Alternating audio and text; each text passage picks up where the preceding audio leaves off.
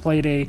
It's something that I've heard like kind of different ideas about it. Some people think that the auto ban was something necessary. Some people that think that it's fine with or without. I think we're getting to a point where it's fine to not have the auto ban, and teams are definitely showing us the variabilities in their plays. Coastline Villa means we'll play Clubhouse. All right, so forZe had the decision. Chaos kind of pushing them into that corner. forZe, last time they really played a big Clubhouse game was against Empire. They smashed them on it. Yeah, it's not really a surprise here to see forZe who like Clubhouse. All of the CIS/Russian squads that we see play tend to do quite well on a map like Clubhouse, and forZe is obviously no exception to that. Coastline, Villa, and Clubhouse being your last three maps, well, obviously you don't want to take a very frag-heavy team like forZe to Coastline, even though it does tend to be a well-played map by Chaos. And Villa is not really a map that either Empire or forZe like to play. You know, there's something I guess in the cold winter of Russia that they don't want to practice Villa at all. Theme Park being a first ban by forZe is no surprise. A lot of teams don't particularly want to play Theme Park unless they're very well prepared for it. Chaos showed that they were prepared for it. So Clubhouse is going to be an intriguing one to watch here. And, you know, it's a map that forZe is going to be very comfortable on. It's a map that works towards strategy, but you still have a lot of variations that you can play in terms of defenses. So, you know, on what is a defender-sided map, you can roam, you can anchor down, you can rotate all three of those sites. You can even see a bar stock possibly pop up. I think forZe obviously has the edge in terms of the map, but the edge isn't just the be-all, end-all. We're going to see in the server who ends up being the better team. Exactly. And this all stems from the fact that both of these teams have had a really good second half so far. 3 play days. They've shown not just wins, but they were very prepared for their opponents, and it shows in the strategy and their depth of play, and that's something that we expect to see today between them. I think it's going to be a really, really cool game. I just looking at it over the past few days. So here we are now, forZe Chaos. What do you guys think about this matchup? You can vote on all these games, as we always say, on our social media. Go up and check out twitter.com/ESL Rainbow 6. And wow, that's a tight one. 51% for forZe, 9% draw, and 40% for Chaos. I quite agree with this. I'd give that slight edge to forZe, yes, exactly because of the reasons of how things have been happening with this team over the past couple of days, but Chaos is no slouch. They've definitely proven that. No, Chaos have proven me wrong time and time again, and they've always been a team that's kind of stuck towards the middle of the pack in EU Pro League. I think we talked about this last Wednesday when you and I casted, was that there have been a lot of teams that have kind of cycled through having a reign near the top. And EU has seen, you know, of the teams right now that are currently in EU Pro League, plus teams that have been relegated, there have been a number of teams that have dominated or at least been close to the top of the standings, and they've shuffled about. You know, G2 and Empire are not the two front runners as they used to be, you know, anymore. Rogue has proven themselves to be a really strong team. There was a period of time where ENCE was a really strong team, you know. So when you look at this, Chaos has never really had their time in the sun. They've never been able to stand up against the best teams and consistently win. They're putting together a really nice streak right now. And honestly, toppling forZe when forZe is on as good of a run as forZe is on as well would be a major confidence boost for Chaos and put them in honestly a great position for the remaining 3 play days. So we're just waiting for a final player to log into the server, and then we'll be ready to go. Yeah. Honestly, I mean, this is club, like, we've seen it, you know, a million times so far. It's been one of the most played maps in the current metagame, right? So there's few things that we've seen that are different, but now we've seen, you know, the Wamai Jaeger combination. We've seen Goyo being introduced as well, a way more play than he has seen in the past. We've seen the Mute Mozzie combination also working. Both teams have gone to, I think last time I was watching and really in-depth watching a match, it was a North American game with SSG playing against Tempo Storm, if I'm not mistaken, on Clubhouse. And there was a Goyo ban, and we went back to the olden days strategies of running Mira on Church. You know, the more the metagame changes, the more kind of it stays the same at some point, where you're forcing teams to go back to this past. And knowing Chaos and the way that they play, I actually wouldn't be surprised if they forced forZe to go for that sort of, you know, metagame. But it's not like forZe are not used to it. They played through all that time. They weren't in a pro league, but they went through all of those changes and variations to get to this point here today. And I really wonder how these two teams are going to try to outplay one another just on the operator picks, because for some teams, just something as tiny as a specific operator being banned, it can really tip you over. The other thing, too, in addition to that, is that both of these teams can play a style which changes up map by map very quickly. Chaos, in particular, are capable of, I think, pulling out unconventional strats that we see in the way that they roam, in the way that they retake, in the way that they just burst into the site, and the control that they do and sometimes don't have while being able to pull off executes and things like that, I think is really unique with them. Obviously, forZe is a team that doesn't really need us to dive too deep into what they do because they're extremely sharp with their gun skill, especially when you're being led by both Rask and Pasha. Sure.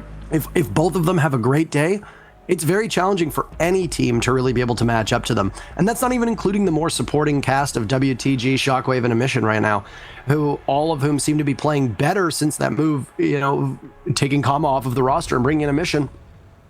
I don't know, it's obviously paid dividends for forZe, and the break for forZe over the last couple months has proven to be quite good. They've obviously made leaps and bounds in the way that they pull off their attacks. And I mean, if you go back and you look at some of the recent play days, the ability for forZe to be able to just slowly press you into the site has been very fun to watch. They strangle the roamers very quickly. That's one of forZe's greatest assets over these last 3 play days.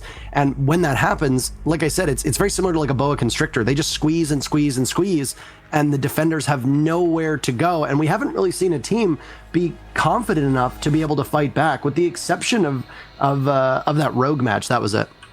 Yeah, correct. I mean, they did the same to Team Empire, and they did exactly that strategy against Vitality. forZe just kept strangling the defense, and you couldn't respond. forZe on Consulate, they played against Empire. It was a 4 attack half, which is a really good score line. They're functioning off of Thatcher Valkyrie ban on that map. They played against Vitality, who had a Thatcher and the Clash ban. Here's our first ban, though. It's from Chaos, and they're going to take away the Maverick. Very interesting, given the fact that it's Clubhouse. It's obviously an operator that makes a lot of sense on this map to just remove. Capita is going to be the second one. forZe should go for the standard Mira ban.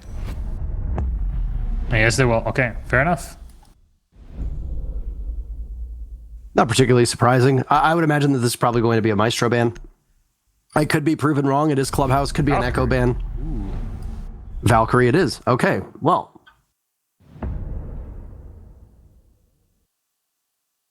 So Maverick and the Valkyrie. Well, okay.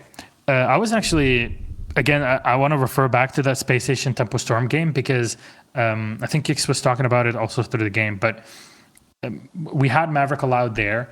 And if you time SSG's take on, for example, the server wall and how to enter through it, it literally takes them 11 seconds with a Thatcher, a Maverick, and a Thermite to destroy that wall. You cannot deal with it as the defense. You might as well not even try.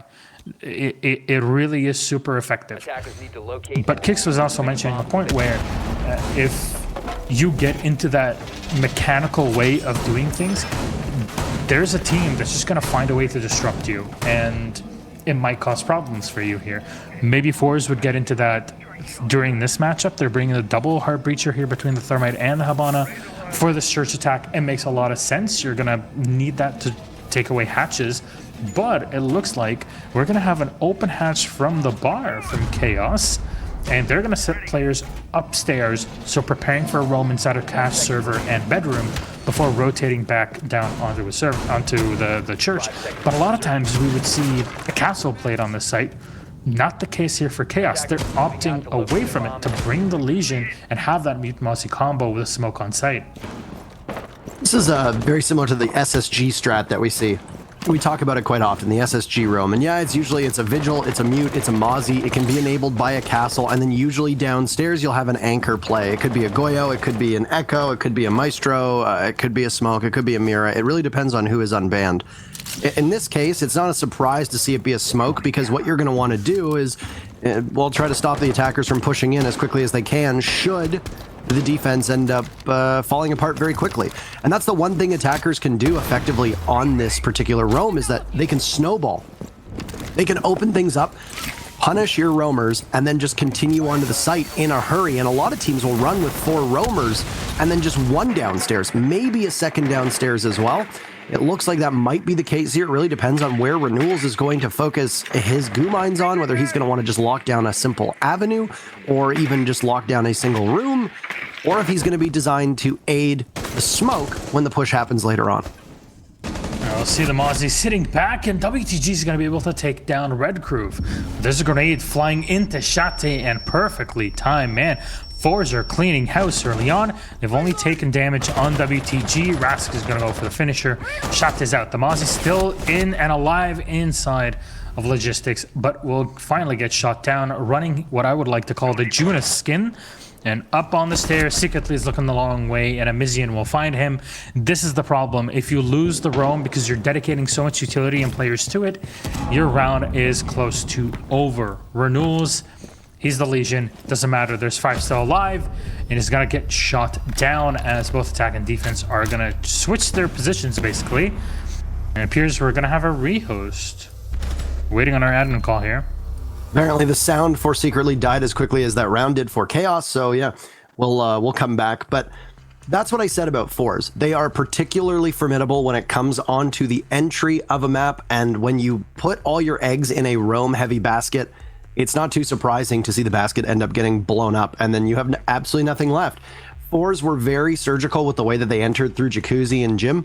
They continued to push. They droned effectively. The pests and the mute jammers were obviously not strong enough to be able to prevent forZe from getting that information, because it seemed like almost every gunfight that forZe engaged in, they had intel on the member of Chaos. They were not really flying blind at all. And that's the teamwork that you see from forZe, which has been ratcheted up by the addition of a mission on this squad. Correct. Definitely so. So we're going to try to get back into this, and there's no 2 ways to kind of dig even deeper about that round. You're playing against forZe. They're very good on the attack. They're very surgical on the play. You're looking the wrong way. You don't have the utility. And once you turn a blind eye to what forZe are trying to do during the round, you're going to very quickly find many bullets stuck in your body as a defender. And that definitely wasn't the play there, but it's the first round. It makes sense for Chaos to try something out, especially knowing how forZe is effective on their attacking side. Might as well try, see what you can get. Now comes the second round. My question is, do you have a change off of Church, or do you stick to it? Do you go for cash? Because all the operators that are necessary to break into cash relatively easily are here.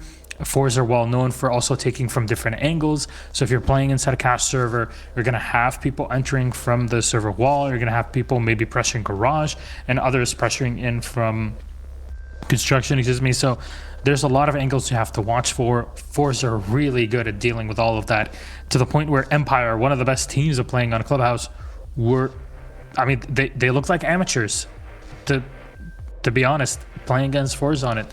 So the choice was given, and forZe were definitely ready for it.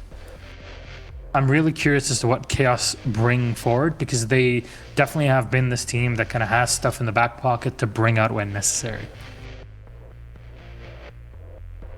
Yeah, I was just looking up all of the 4 stats here in Pro League, and so far Clubhouse has only been played twice by forZe. It was in Playday number 1 and Playday number 3, as you mentioned, that Empire matchup, which we go back to, and Playday number 3, which I think shocked a lot of people with forZe being able to topple Empire. And then obviously in their matchup against Na'Vi, that also surprised people, because at that point forZe were still new. Defeating the Pro League champions in the very first Playday surprised a lot of people, because I think people still had a bit of recency bias and didn't realize that Na'Vi had fallen off as far as they had. And with Na'Vi having a dreadful first half, there wasn't that much that we could really glean from forZe taking them to Clubhouse and then beating them there. But regardless, I mean, it's a 7-3, and it's a 7-2 for forZe when it comes to how they played on Clubhouse. And that's obviously a feather in their cap. It's like I said, the CIS region seems to like Clubhouse an awful lot. We saw the old Ager squad play it a couple times too. Both forZe and Empire play it a fair bit.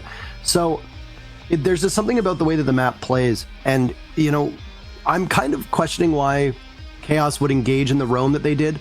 you know, with the exception of Smoke, they kept 4 people off site. We saw the Legion was playing off site. Additionally, the Mozzie Vigil Mute is going to play off site. That's very standard when you look at a church defense. And the idea is to try to keep the attackers at bay as much as possible. But the lineup that forZe brought at Castle would have obviously been better for Chaos. But I don't think it would have made that huge of a difference because of the fact that, well, forZe had tons of utility to just break open those barricades. There wasn't much to soak up what forZe was bringing, and with how they were droning, even the Mute Jammers and the Pests, as we touched upon, were not that important, and that's kind of surprising that the members of Chaos were found out as quickly as they were, especially with a Vigil who could have roamed a little bit more passively. Mozzie getting trapped inside of logistics, Vigil getting caught out and not being able to go anywhere, and then you had the Legion and the Smoke both try to head up main stairs and then just end up getting caught, which I think was more of a desperate attempt to try to get a pick or two and then retreat back to site, because at that point, you know, it's a 5v2 favoring forZe. They have full second floor control. They've got all of the hatches open as well. You can't really sit inside of the site. So if you're somebody that's newer to Pro League, wondering why did Legion and Smoke decide to abandon ship and head up the main stairs, well, it's because your greatest assets when you're playing Church is often the fact that attackers need to spend quite a bit of time to drone it out, then get the hatches, and hopefully at that point, they have limited utility to be able to use that on the site. Well, there's very limited utility expended early on because of the roam setup. Most of those hatches are opened up. forZe had everything going for them when they turned their eyes towards the site, of which Chaos would have only had 2 defenders. That's a rough spot to be in if you're Chaos. I can't fault the Legion and the Smoke to play the way they did. But yeah, like I said, this all goes back to the fact that if forZe is this boa constrictor that loves to just squeeze you to death, I don't know why Chaos would take a site where you can fit all 5 people on site and then decide to go with that aggressive roam and take gunfights against a team that usually wins those engagements.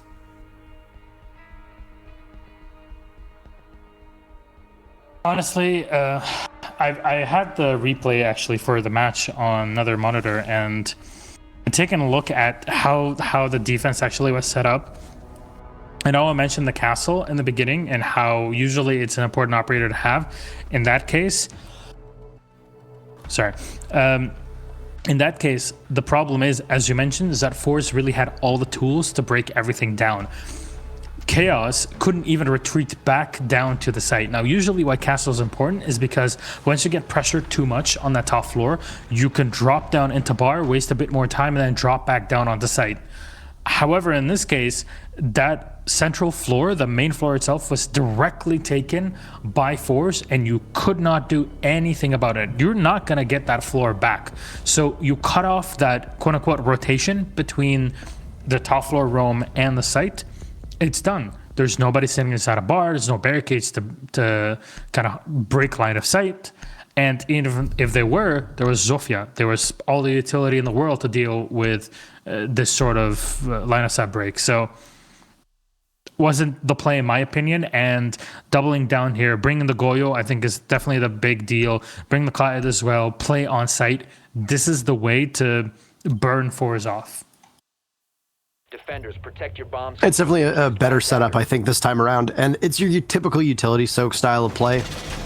Obviously, it's missing a Maestro. Obviously, it's missing a Castle. Those are other great utility soak operators.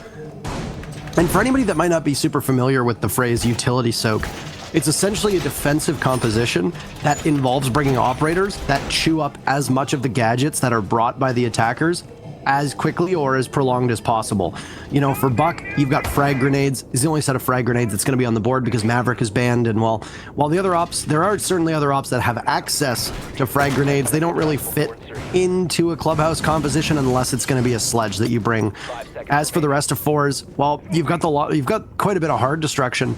And this is something that I was pointing out in that very first round, was that if you're bringing a Hibana and a Thermite, you don't really have to worry too much about doing any hard destruction work when teams are roaming on a basement defense, because most of the job of the hard breachers is already done for you. Those hatches are open. You really might, like, you're gonna have to get the jacuzzi wall, of which is being shot at by a mission just a second ago, but you might need to get dirt tunnel, and then you might need to get the hatches. Well, the hatches are likely taken, so you might just want to get dirt in the church wall Makes it really easy for the attackers here. It's a good change-up, though, from Chaos to go with something that's going to be designed to slow down forZe. And because of the fact that Chaos roamed as deep and as heavy as they did before, even though that's fairly commonplace, you're still going to need to take quite a bit of time if you're forZe to drone everybody out. We see it firsthand right now with Renewals being hunted and chased down from blue, as it's Shockwave taking some damage on, drone work being good enough to guide the Jaeger down to the back of blue.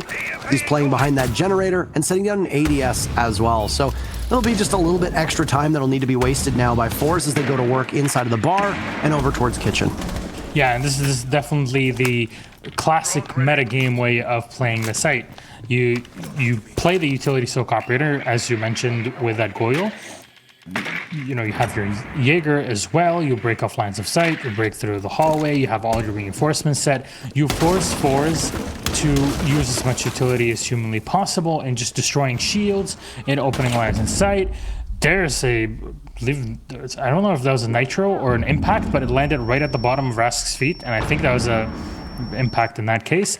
Grenade's going to be thrown in after an ADS was cleared, and there's the shield taken away in the center. It's going to give you a massive line of sight down through the center hallway, and the long angle is being opened up here by the Sophia as the Ager sitting on the floor, waiting, holding the pixel angle here, Renewals.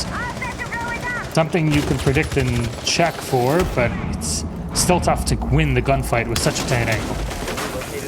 So as each team decides to take their lumps in these very brief skirmishes that are happening, it's forZe that's going to come out looking worse for wear, and it appeared to be an impact grenade that was tossed up, and some more damage will be done to Rask, but it appears that forZe's job and their mission of opening up kitchen has been all but completed.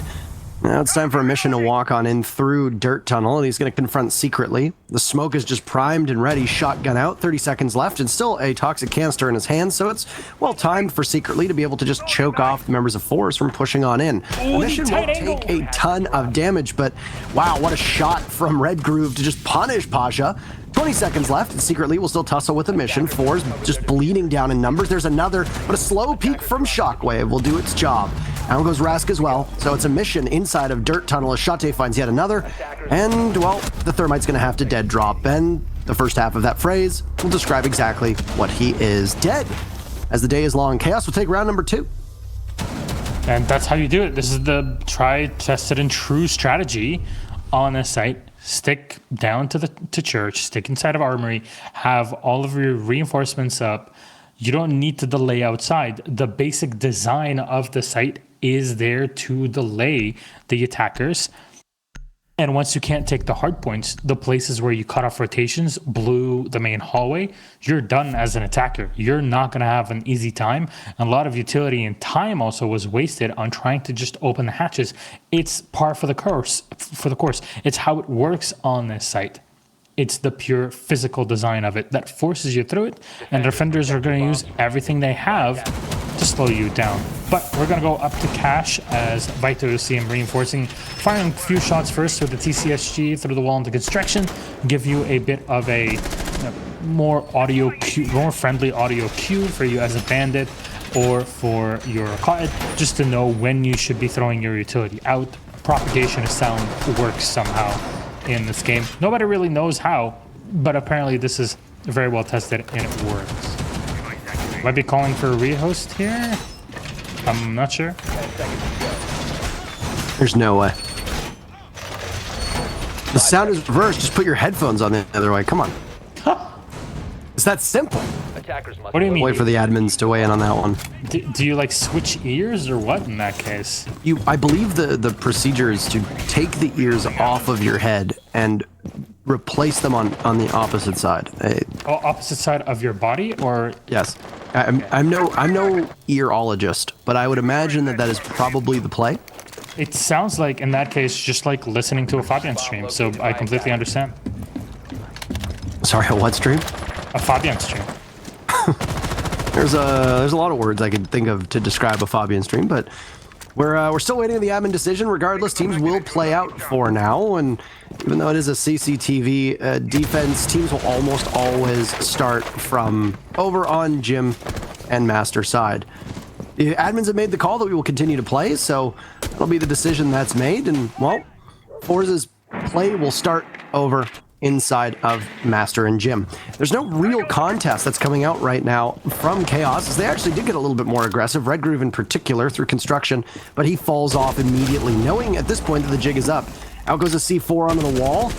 And some more shots coming in, this time from Rask, but he can't land a single target. He'll be tagged out. In comes WTG as forZe will get the very first kill. Red Groove have been isolated inside of construction, and he's not going to be able to make it out alive.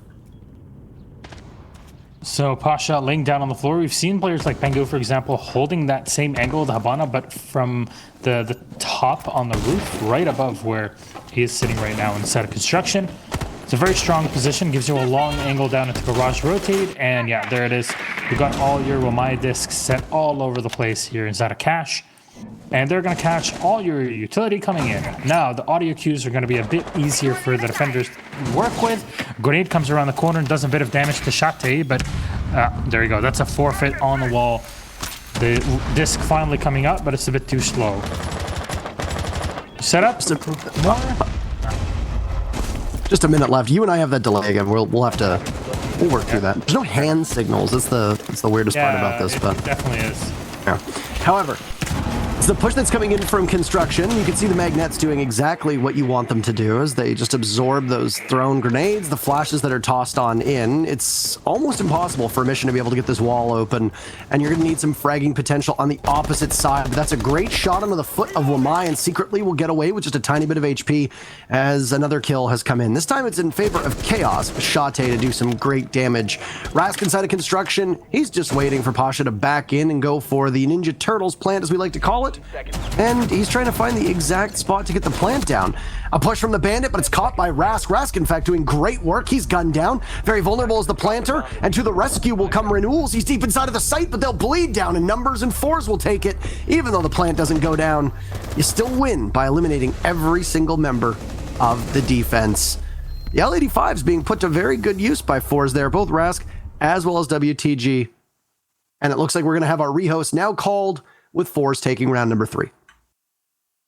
So that was good play in the end, putting WTG in the right position at the right time. He was out inside of the sandwich. He was doing work, cutting off the rotation, knowing that at some point the client will try and fight against them, and you don't know where to position yourself when you're peeking through garage.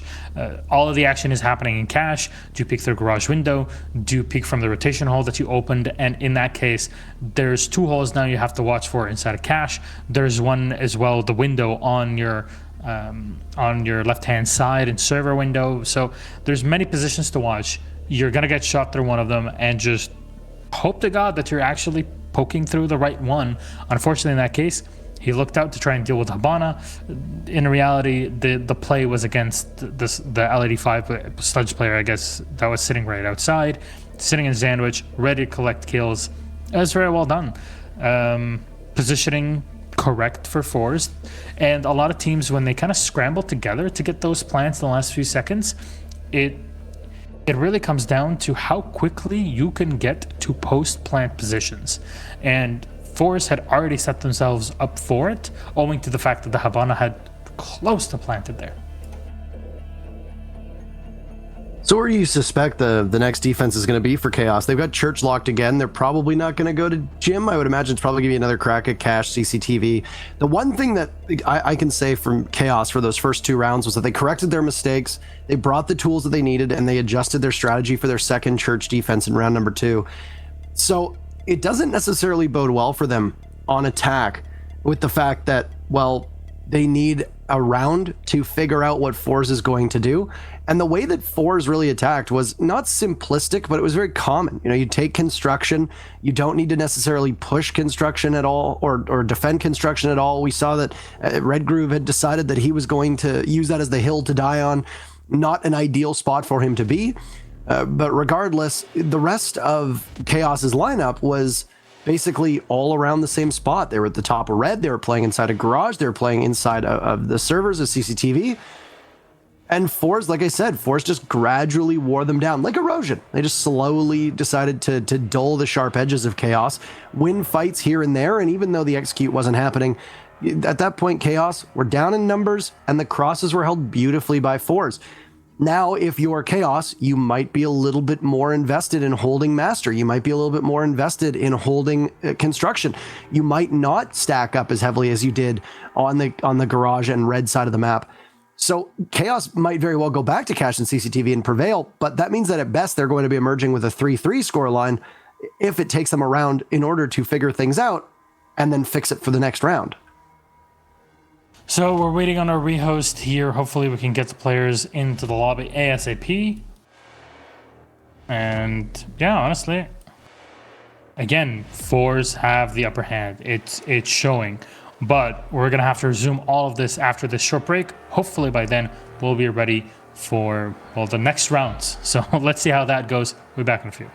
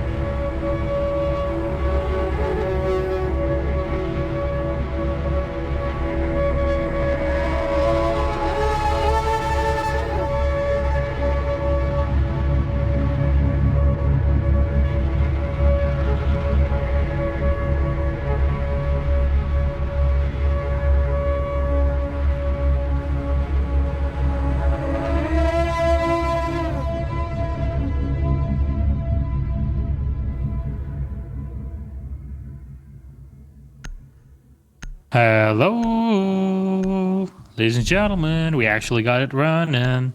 We got our lobby up. We rehost. It's alive. It's alive. Yeah. It's good. It's good to be back, isn't it? So, how have you been? March was the longest year of my life. Same, dude. How have you been? Well, I can clearly tell you that my hair has grown around 10 centimeters over the Your beard past has year. exploded off of your body. Genuinely more than the usual, yes. I know. I nowadays I rarely see you, Parker. So I know that struggle can be real tough, honestly. But yeah, you know, I can't. I kinda maybe, yeah. I don't know how I'm gonna survive the next 10 years or until next January without you. Who knows? Maybe February? Maybe Invitational? When will I ever see you guys again? Man, I haven't been back to Poland since the end of January, and I am at least 90% confident I emptied my fridge. If you recall, when we broke for the Raleigh Major last summer, after that I ended up having health issues, and I didn't go back to Poland for a number of months. And I think it was December, so I hadn't been in Poland for like 3 or 4 months, and I had left some food in my fridge. At that point, you just got to burn the unit down. Like, there's no coming back from that, right? Like, I'm pleased to it announce. looked like a child's science experiment. I am very pleased to announce that the food you've left has just developed politics within their nuclear system. So I do hear that they are trying to unionize inside of the fridge as we speak. makes a lot of sense. There's a lot of people wearing red and carrying hammers and sickles for some reason. So I completely understand that part. But yeah, back to this one, I guess. Let's see how much civilization we can get out of this one. And oh, there's a couple shots. The dancing Wamai is going to get shot in the shins for a moment there by the Sophia. Of course, forZe are still on the attack and chaos. The only round that we got out of them, a W out of them, was down in church, playing the most basic common strategy of forever, and it works, and it worked very well. You're going to hear the X-Kairos go off too, and this will really test what I had speculated after that, the first crack at this defense here on CCTV Cache, if Chaos would actually learn from their mistakes and be able to fix the issues. They lose secretly early. Renewals and Red Groove have both taken quite a beating. It's 1:30, give or take, left on the score right now. So yeah, it's not exactly a better start for Chaos, and unless they're really able to get a C4 or 2 out, they might have 3 C4s on the board. There goes one of them. It doesn't do any damage, and it's enough to distract Pasha as he gets taken down by Renewals on the old, oh, look over there, I got your nose, and then you don't actually have their nose. It's a very common prank, and apparently works on Pasha in this instance. So there goes your hard destruction that was intended for construction. Now, I don't know where a mission is stacked up. Oh, there he is. He's inside of logistics. He'll have another exothermic charge, and he'll be hopeful in getting that wall open into construction as Shockwave takes down another member of Chaos to once again give forZe the lead in terms of man count. It's a very good kill there on the bandit, so you can't just double up and run the Clyde and the bandit to try and hold down that wall. There's the thermite charge going off, maybe another EMP to confirm, it doesn't matter, it's already open. They tore down that wall of trust between them, Parker, and yeah, there's the opener. Grenades being prepped to go through cache down into the hallway, and I believe there's an ADS there that caught it, unfortunate for Rask. It got eaten, but there's another kill for Shockwave now, and a dare that'll come out onto Red Groove as he lights up Rask, but it's enough to distract while WTG gets the Diffuser down. There's been no successful objective play so far in this matchup, but just as I say that, it goes down. Quite handedly, another kill for Shockwave. He's been huge, and Red Groove retreating down Red Stairs. Chaos will now need to retake the bomb site that they had relinquished. He's being hunted down, and, well, if he didn't look behind him, there was somebody in front of him. No real way for Red Groove to be able to get back to the site. forZe will not allow Chaos to learn from their mistakes and will actually punish them with more fervor and more vigor. That's round number 4 in favor of forZe. All right, 3-1. I have to say the angles that are being held by forZe are just so difficult to deal with. it's like they're prepping for post-plant positions the moment that the wall is being opened up by a Heartbreacher. That's definitely something that is putting them ahead of the curve in terms of general play, but Chaos is unable to really find a solution for it. This is Clubhouse. Again, defense gets an inherent advantage. You know, when people say advantage, they think like, oh, the defense is winning like 99% of the time. No, but that extra statistical 10 to 12% that we have, at least at this map's highest, it gave the defense some leeway. Unfortunately, even with this utility dump metagame, it makes it a bit complicated still for the defense when you have too many angles to watch. So maybe something for defenders now to start complaining about, as this has been the tradition over the past few days. Might as well add fuel to the fire. Chaos are going to set up with a strategy that we saw them win with before. So I wouldn't be surprised if they're able to secure this. I'm very curious to see, though, how forZe actually adapt to this one, because I think they're going to expect this setup from Chaos. Ready to light them up. Yeah, forZe have been very impressive when it comes to being able to take that control away in this matchup. No different than the three previous playdays that we've seen this part of the split. And forZe have been working with these operators in duos right now. They're allowing 3 to go in one route, 2 to go into another, or even have a mission go off on his own, while you see WTG stick to Pasha and then Shockwave stick to Rask, or thereabouts. It's been changing up quite a lot. However, they've started off inside of Garage, so a little bit different for the way that forZe is going to be approaching this one. As you noted, this utility dump meta that we see is a lot more commonplace for Chaos. They're just going to sit down inside of the site. You can very comfortably fit all 5 of the operators down there. You don't need to really give up too much.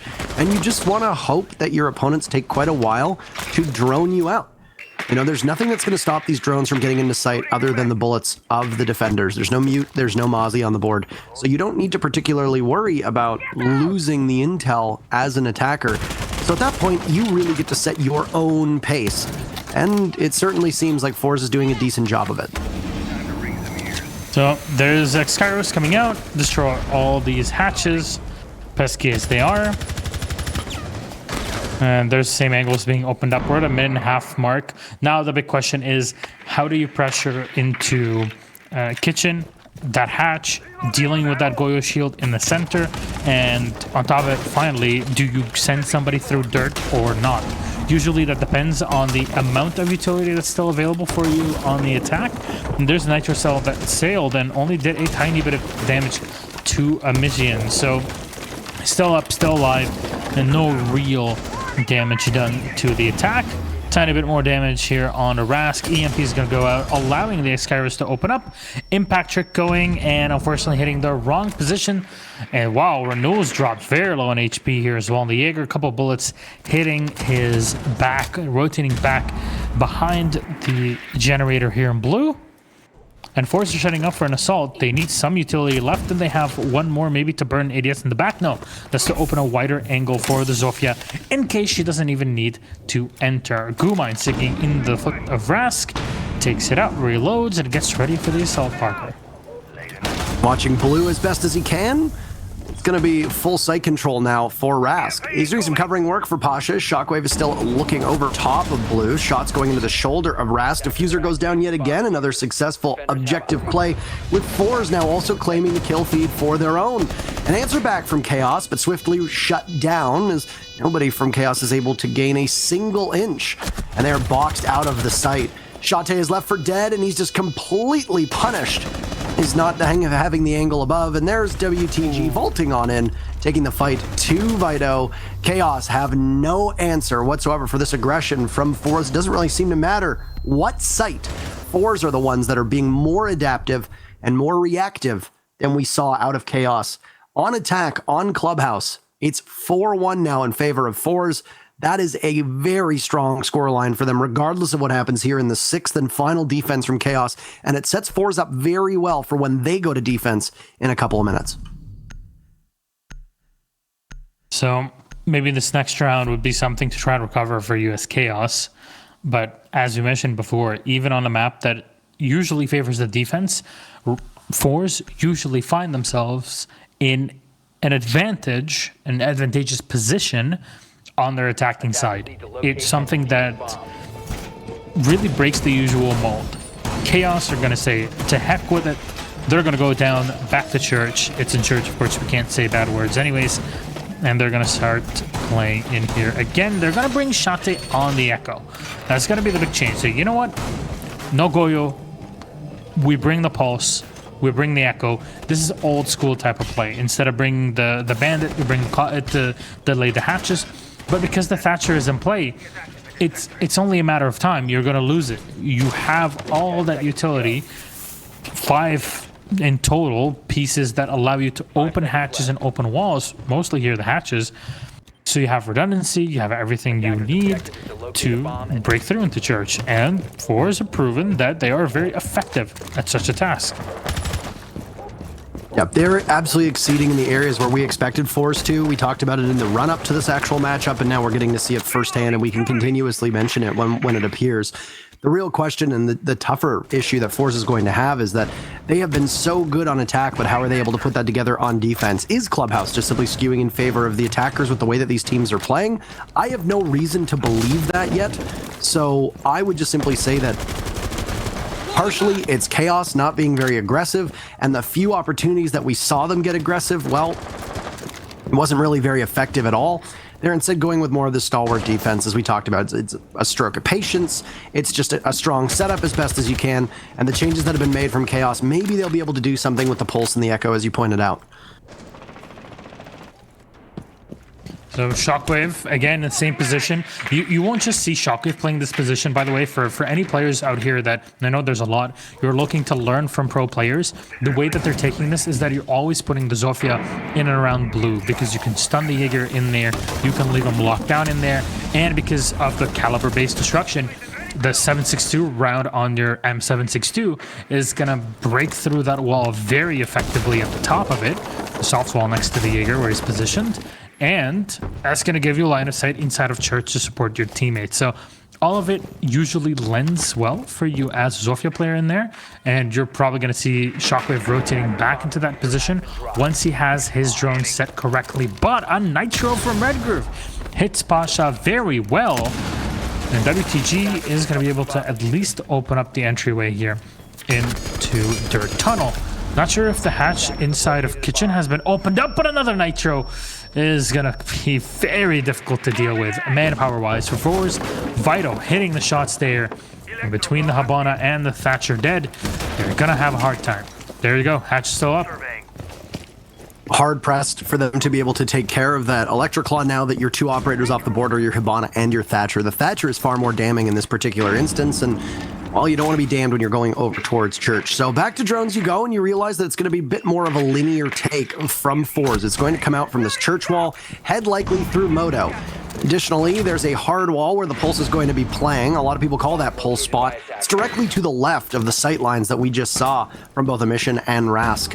Instead, an opportunity to take church has presented itself for forZe. There's still a Pulse on the board and still Yokai's above as well, so it's unlikely that they'll be flying blind, but there goes Shate. I don't know if he was just asleep at the wheel or what, but forZe is absolutely crushing now. They've dominated on every step of the way, leaving Renewals to fend for himself. He'll manage to stop that Diffuser from going down, but it's an almost perfect retake from forZe after they had been put on their back foot.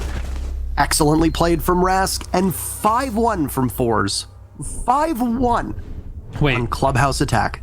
Can I? Okay, I really want to slow things down here, because I think the Jaeger popped the planter in the head before he could get the plant down, or was it not down? The plant was not down. Jaeger dropped Emission, didn't kill him. He was down but not out, and then Rask turned around and gunned him through the wall. Yeah. Literally the dying seconds of the round, and it was hit perfectly. Great reaction there. Man, 5-1, you have to feel devastated in the way that things have transpired so far. You're playing CCTV, forZe ban the Maverick.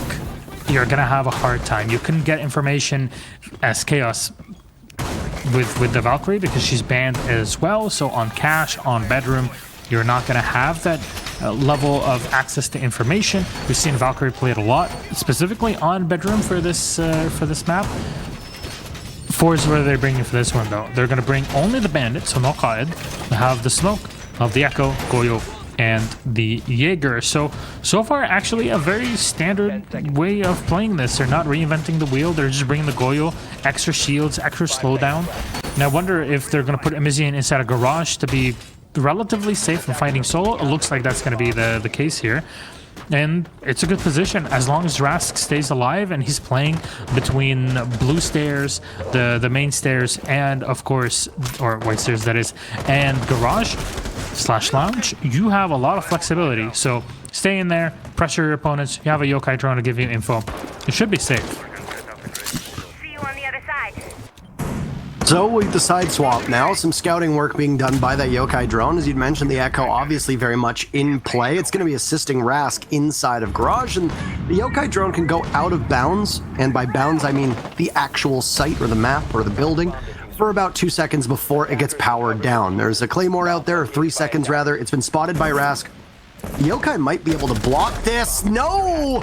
Rask is able through the door to take out Shate, secretly does refrag, but there goes your Thatcher. It doesn't really matter though because the wall has already been opened up, so one of the most important parts of Thatcher has now already been utilized. It just means that Shate is going to sit and think about what to do for the remainder of the round and then get ready for round number 8.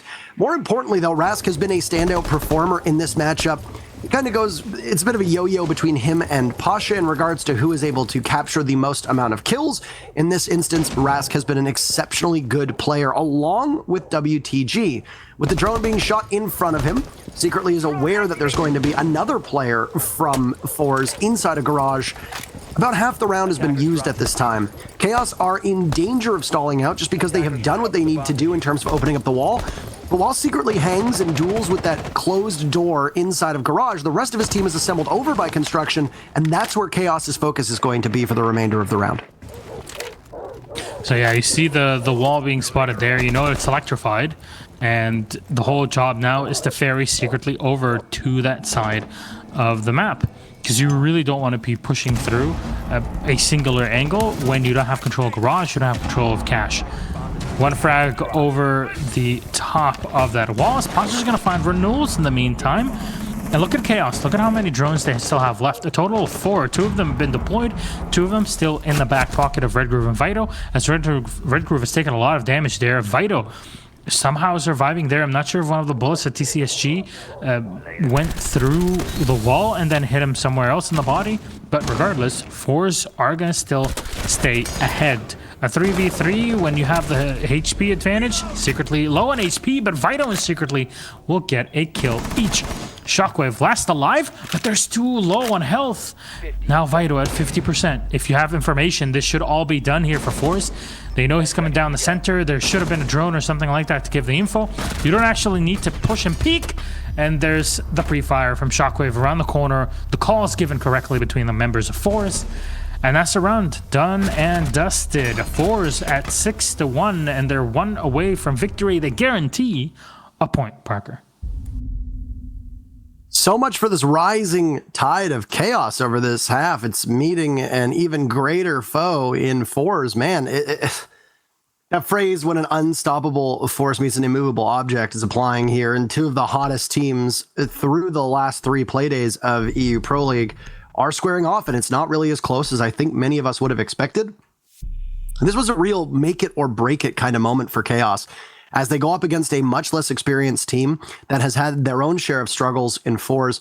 And just to contextualize this matchup, Chaos and forZe have both given a very good run for their money to the top teams in EU so far this season. Chaos in particular has looked much sharper than they did through the first half, and much sharper than they have through most of the last 3 seasons of Pro League, last 2 seasons of Pro League.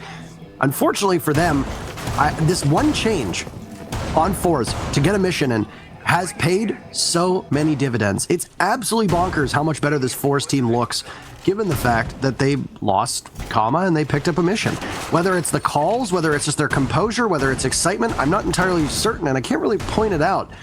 But forZe, whereas before they were often guided by Rask and Pasha, have now had multiple matches where WTG has stepped up, Shockwave has stepped up, in certain rounds a mission has stepped up, and this is a mission's first crack at Pro League 2. he comes in with maybe lowered expectations just because forZe know that they're in a good position to continue on in EU Pro League, and they're unlikely to make it to the finals, though you never know. I mean, there's no finals this time, but when a mission was coming in, the finals were still in play. But regardless, I think he's really risen to the occasion, and so is the rest of this roster. For Chaos, it's obviously a very disappointing match. Regardless of what happens, if they mount a comeback, it'll be impressive, but it'll really all be for naught because it's just a single point.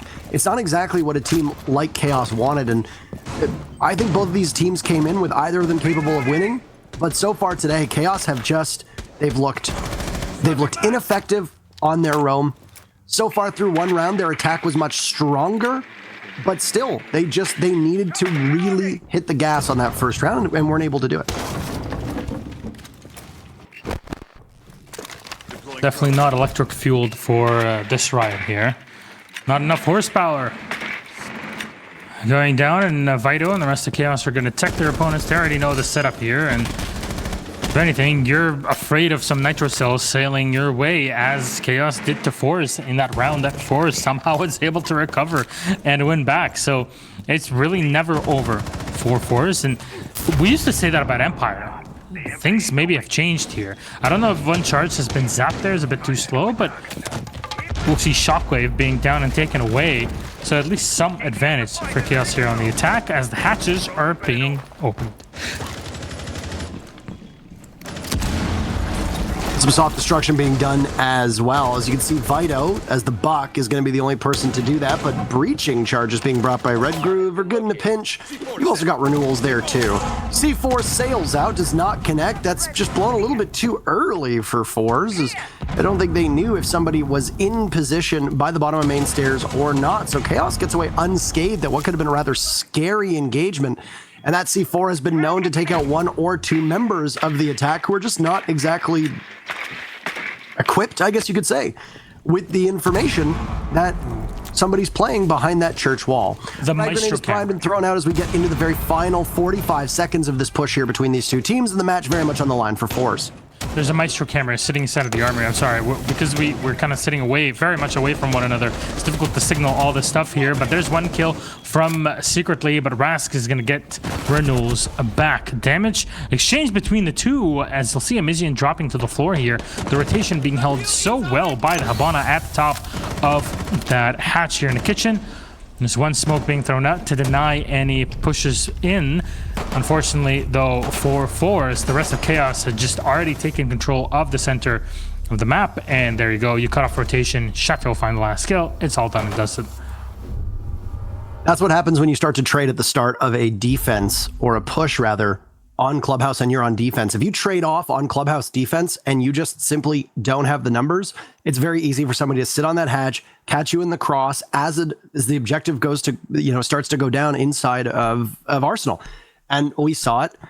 We saw it from forZe's perspective when they were on attack, and we saw it from Chaos's perspective too. When you have control of Arsenal and you have control of the hatches, you can essentially force the remaining members on defense into positions that you want them in. Whether you're aggressively defending Church and they just encircle you from Moto, from Blue, from the main hall, or whether they pinch you by holding the cross over towards the boxes in the back of our Arsenal. You watch the doorway from Church, you have somebody else positioned inside of Moto, and you're essentially pinned down and as good as dead.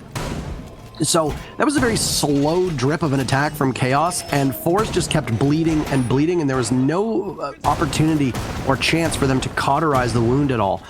This time around, forZe is going to run with something that looks similar, and it's going to give them lots of intel. As you can see from the lineup right now, you don't have any bulletproof cameras, but that's fine because you're going to have 2 Yokai drones and you're going to have 2 Evil Eye cams, and those 4 pieces of gadgetry are going to be crucial at trying to call for forZe. I don't expect us to see any member of forZe roam off site. With the way the hatches are set up and the structure that's going on down below, this looks like a fairly common 5-man on site style of deal. The only person who appears to be missing right now is Rask, but he was just doing some setup work in oil pit, and is a very common spot for the Ager to play. He'll be playing behind the generator inside of Blue, I would gather, which is where there appears to be an Evil Eye cam set up. So instead, maybe Shockwave will be playing down there. So there might be a small change, but we're just waiting to see exactly what gets flushed out, as teams can go about 20 to 30 seconds into live action still doing some site remodeling and setup. Yeah, and I usually call that the Sim City, which is you preparing and building around the site. But yeah, it's not uncommon. This is Clubhouse. You're playing in church. You have the time. You're not going to be attacked early on. That just never happened. It is practically physically impossible to happen. So sit back, use that time to make sure everything's ready. It's the Maestro, the Echo combination definitely is a very powerful one, but if you're not using the ops correctly, you're not going to have an easy time to be sure. And this is what I liked actually from Chaos in the last round. They used this angle here to look down into B, but they also had the angle from inside of Kitchen that the Habana was using to shut down rotations coming in from the church itself. So, okay, not sure what happened there. Was it Smoke that was tagging WTG? Fair enough, it was a bit far away, but their thermite charge coming. You're opening up the hatches. And there's shield. Nowadays, shields are definitely a big deal. Shockwave is going to take a lot of damage. WTG will connect onto Red Groove, but at least the hatch will be open. There's still breach charge that's just sitting there menacingly, and it's not going to be able to do much. The job of Red Groove, though, is done. Hatches are open, and that's the play that was needed. Did he die with 0x Kairos in hand? Because I didn't exactly see when he went down it whether he had them or not. Device is going dark. I'm not sure myself. No, I'm not sure either. I know that he used at least 2 of them. Oh my goodness. Ooh. That's just unlucky timing. And while you still see the HP being very low for forZe, they definitely hold an advantage when it just comes to the man count. And we talked about this in the interim between the 2 previous rounds. Beautiful play from Renewals to grab Rask. Try to even things out here, but when you are in a position to have these numbers, as long as you can just maintain that advantage, well, then you're in such great shape to continue to just ride it out. But that advantage that forZe has is now totally gone. And in the final 30 seconds, it's a tie game, essentially, in terms of man count. But a beautiful shot and beautiful play from Shockwave. You still got the Yokai drone above as well. Out comes the Echo from inside of Dirt Tunnel, and it's all up to Renewals to try and save his team. He's going to need to withstand, and the moment he gets up, it'll be a mission. The brand new member to shut the door on a Chaos comeback, and forZe, a team on a mission. They pick up 3 big points here against Chaos. Great wordplay and great play in general there for forZe. Honestly, there's just nothing that their opponents could do against them. You see, even a color-coordinated team. I love seasonal skins, don't you? They're all out there. It's all working fine. forZe are definitely a team to be reckoned with. They are no slouches. They're ready. They prepare for their opponents. They're really good on Clubhouse. Maybe one day we can see SSG forZe on this map. That'll be something I definitely would look forward to. But for now, it seems like they're going to keep bashing through teams in EUPL. This is the second half that forZe have definitely been looking forward to. And with that, forZe have now bounced all the way up to 2nd place. Now, the day is still quite young. We've got 3 more matches to go.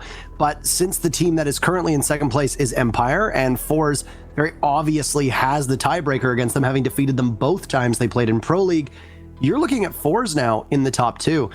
That is an interesting thing to see from a team that came in out of Challenger League, exactly cut from the same cloth as Na'Vi, as well as Empire. So excellent play from forZe. And I once again, I got to talk to you about the way that they attacked. forZe were so lethal on those attacks that they had Chaos by the throat. 5-1 on attack for forZe. That is incredible margins for a map like Clubhouse with how defender-sided they are. Chaos did not have a single chance to be able to get back into this game after that. Correct. And I really want to ask in this interview, like, how is that happening? What's the information you're getting? So let's get into it. We have our interview, and it's with Pasha again. Let's go. Hi, how are you? Привет, Pasha. How are you doing? I'm good, thank you. So you were so dominant on this map. It's Clubhouse. We usually expect the attackers to have a bit of a rough time, but your team on attack usually has an easier time than others. And on Club, you absolutely demolished Chaos. How did you prepare for all of this? Was there any like prep with coaching staff or something like that before the match, expecting this sort of map between you and Chaos? Was it more on the fly during the game? Can you shed some light on that? We prepared a bit. We knew that Chaos not so good on Clubhouse because they played it like 3 times and they had not the best results there. And also we expected them to play kind of unique, but they played much more default than we thought. So I don't know. It's just Chaos is a team when you're playing against them and you expect like Thatcher bans, like Goya bans and all that stuff because it's kind of annoying. And today they played default and I think they're not that good in that as in playing like their unique style. So it wasn't that hard, I guess. But it's like GG, yeah.